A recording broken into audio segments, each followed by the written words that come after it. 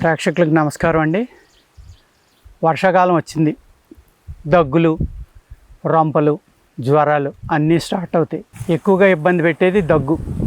చాలా వరకు తగ్గట్లేదు ఇప్పుడు.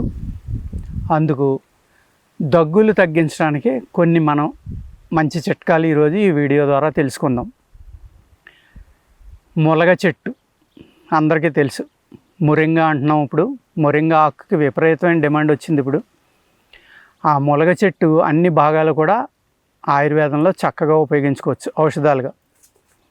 వేరు, ములగ చెట్టు వేరు ఏదైతే ఉందో దానిపైన తొక్క తాట అంటాం మనం. దాన్ని తీసుకుని ఎండబెట్టుకోవాలి. ఎండబెట్టి దానికి 200 గ్రాములు ఉందనుకోండి, అది 100 గ్రాములు పిప్పళ్ళు తీసుకోవాలి. పిప్పళ్ళు కొద్దిగా వేడి చేసి చూర్ణం చేసుకోవాలి. ఈ ములగ తాట ఆదివారం నాడు తీసుకుని, ములగ వేరు తాట, ములగ తాట కాదు, దాన్ని నీడన ఎండబెట్టుకుని, ఎండలో ఎండబెట్టినా పర్వాలేదు, చక్కగా ఎండించి చూర్ణం చేసుకుని పిప్పళ్ళ చూర్ణం 2 కలుపుకుని 2 భాగాలు ములగ వేరు తాట తీసుకోవాలి చూర్ణం, 1 భాగం పిప్పళ్ళు తీసుకోవాలి. వీటిని తేనెతోటి కలిపి పిప్పళ్ళ చూర్ణం సన్నగా చూర్ణించుకొని దాని చూర్ణం 1 భాగం, వేరు చూర్ణం 2 భాగాలు కలుపుకుని తేనెతోటి కలుపుకుని ఒక లేహ్యంలా చేసుకోండి. చేసుకుని ఒక గాజు సీసాలో వేసి ఉంచుకోండి. ఉంచుకుంటే వర్షాకాలం అంతా కూడా మీకు ఎప్పుడు ఎవరికి కోల్డ్ వచ్చినా కూడా, చిన్నపిల్లలు అయితే బఠానీ గింజ అంతా, పెద్దవాళ్ళు అయితే ఒక వేరుశెనగ గుండె అంతా, పీనట్ సైజు, చిన్నపిల్లకైతే బీన్ సైజు, బీన్ కన్నా చిన్నది ఇచ్చినా పర్వాలేదు, పెద్దవాళ్ళకైతే ఒక పీనట్ సైజు 2 పూట్ల తీసుకుంటే దగ్గులు చాలా బాగా కంట్రోల్ అవుతాయండి. అర్థమైంది కదా. మరొక చిట్కా, ఈ దగ్గు వల్ల గొంతు పుండు పడడం, గొంతుకు వాయడం, గొంతు విపరీతమైన నొప్పి ఇలాంటివి ఉంటాయి కదండి. వాళ్ళకి మనం ఎస్టి మధు అంటాం. అతి మధురం తెలుసు కదా, అందరికీ చాలా బాగా తెలుసు అతి మధురం గురించి. ఈ అతి మధురం అనే చూర్ణం తీసుకుని దాన్ని ఒక తామలపాకు తీసుకుని శుభ్రంగా నీట్గా కడిగి ఆ కాడ సుత తెంపేసి గుడ్డతోటి తుడవండి.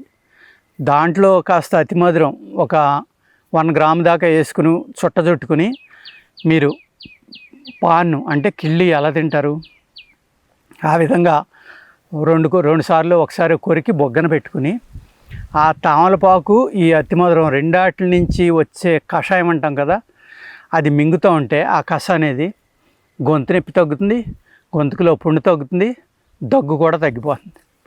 అంత చక్కగా అతి మధురం అనేది పనిచేస్తుంది.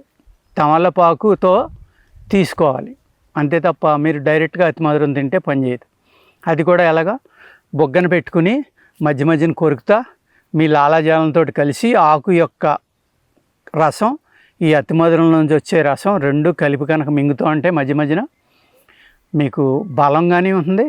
ప్లస్ ఇది ఆ ఇరిటేషను, బ్యాక్టీరియా అన్నిటిని చంపేసి చక్కగా పనిచేసి మీ దగ్గు తగ్గడానికి, గొంతుకు నొప్పి తగ్గడానికి, గొంతుకులో ఉన్న పుండుని తగ్గించడానికి కూడా, వాపుని తగ్గించడానికి కూడా చక్కగా పనిచేస్తుంది.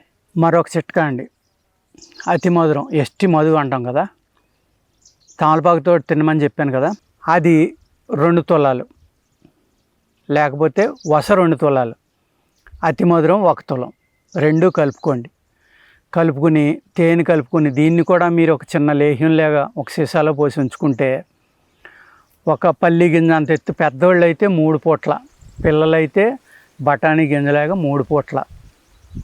ఎంత ఈజీగా ఉందో చూసారా ఇది దగ్గు తగ్గించడానికి. దీనిని కనుక మనం వాడుకుంటూ ఉంటే అన్ని రకాలైన దగ్గులు చక్కగా తగ్గుతాయి అన్నమాట.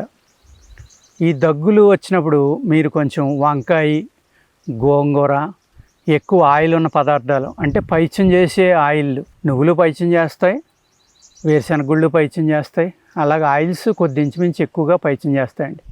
అందుకనే పూర్వం గానుగులో నువ్వులు ఆడేటప్పుడు బెల్లం ముక్క వేసేవారు, దానికి విరుగుడని.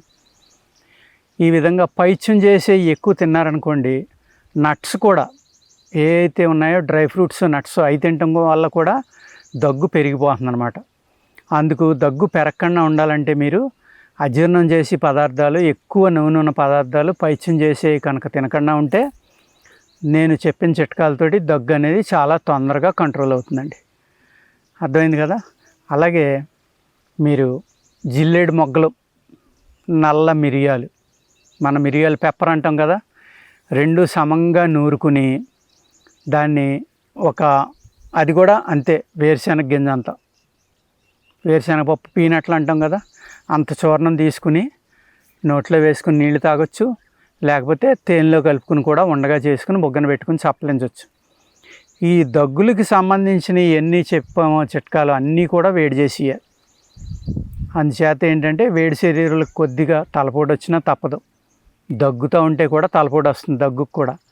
అదేవిధంగా ఈ వేడి చేయకపోతే ఏమవుతుందంటే ఆ శ్లేష్ము అనేది దగ్గుకు సంబంధించిన బ్యాక్టీరియా, దగ్గు వైరస్ కూడా. ఒకరికి దగ్గు వస్తే ఇంట్లో అందరికీ వస్తూ ఉంటుంది. ఈ కోల్డ్ కాఫ్ అనే వైరస్ ఏదైతే ఉందో అది 10 మందికి వెళ్ళకుండా చక్కగా ఉపయోగపడి మీ దగ్గును కూడా తగ్గిస్తుంది. అర్థమైంది కదండి. నమస్కారం.